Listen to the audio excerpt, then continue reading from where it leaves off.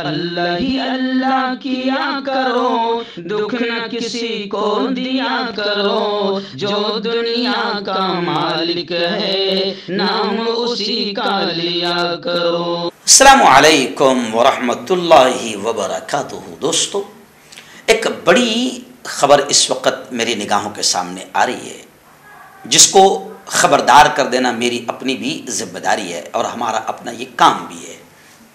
ترکی اور شام کا زلزلہ آپ نے دیکھا کتنا خطرناک ہے کہ اخباری آنکڑے کہہ رہے ہیں کہ اب تک کے 18 سے 20 ہزار لوگ تو موت کا شکار ہو گئے ہیں اور ہزاروں لوگ ابھی زندگی اور موت کی کشمکش میں ہیں، زندگی اور موت کی جنگ لڑ رہے ہیں۔ لیکن اب اس سے بھی بڑی خبر یہ آ رہی ہے، جی ہاں، اور ترکیہ نے خبردار کیا ہے۔ جی ہاں، ترکی میں کانڈیلی زلزلہ تحقیق انسٹیٹیوٹ ہے، اس کے ڈائریکٹر ہالوک نے خبردار کیا ہے کہ اس زلزلے کے بعد 14 ملکوں میں سونامی آ سکتی ہے، 14 ملک تباہی کا شکار ہو سکتے ہیں۔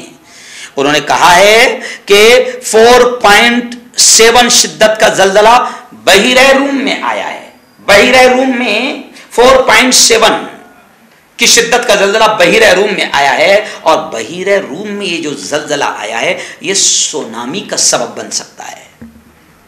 جی ہاں، پانی کا طوفان، اور یہ زلزلہ تو کچھ سیکنڈ کا اور کچھ منٹ کا ہوتا ہے جو شام اور لبنان اور ترکی میں آیا ہے، لیکن انہوں نے کہا ہے کہ یہ جب سونامی آئے گی تو اس کی مدت 1 سال تک طویل ہو سکتی ہے۔ جی ہاں، انہوں نے کہا کہ ہمیں اس خطرے کا سامنا کرنا پڑ سکتا ہے اور ہم نے 14 ملکوں کو خبردار کر دیا ہے۔ اور انہوں نے کہا کہ یہ زلزلہ جو بحیرہ روم کے علاقے میں آیا ہے یہ سونامی اس کی وجہ سے آ سکتی ہے اور 14 ملک تباہ ہو سکتے ہیں۔ اور انہوں نے کہا کہ ہمیں 1999 کے بعد سے خطے میں، پورے علاقے میں سب سے زیادہ زلزلے کے نقصان کا سامنا کرنا پڑا ہے۔